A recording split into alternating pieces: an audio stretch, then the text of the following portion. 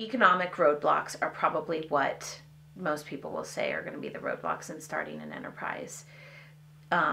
Because we did not have production history, our very early loans, even though we were going to be responsible for all of the payments on them and had the income to justify that we could do it, because of history, credit history, ended up having to be, they were willingly co-signed. I don't know that it was a necessary co-sign with Andy's dad at the time as the operator, primary operator by USDA's terminology, but the landowner, because the land then would have ended up having to go against the loan if we had defaulted. So he was willing to do that. So that helped a lot initially until we were to the point where then we could just free and clear qualify for everything on our own.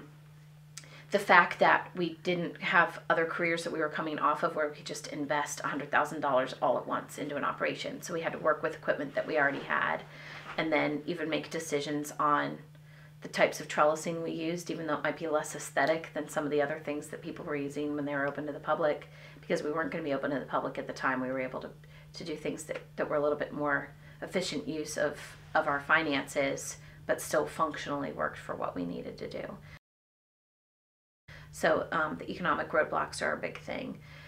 And tied up part and parcel in that is the situation that we have with even the land ownership, how we do our taxes every year, and how we break out percentages of ownership, where I said like we own a different percentage on the cattle operation than we do on the vineyard operation. And so those are conversations people have to have so that they know what they're looking at. Other roadblocks would be familial stuff.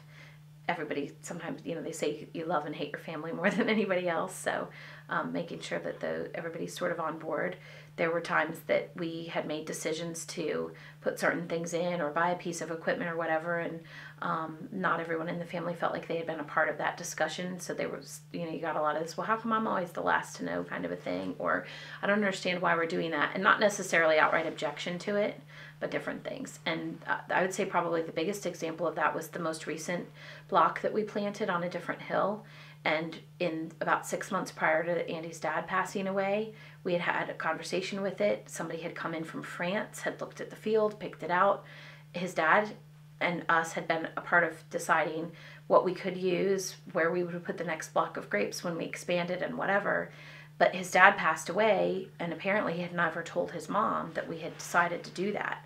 So then it was our word saying we were told this is where the next block of grapes would go, and her having to take our word for that without understanding why we were expanding or what he had told us. And so those kinds of things get kind of touchy when not everybody's telling everybody else what the conversations are.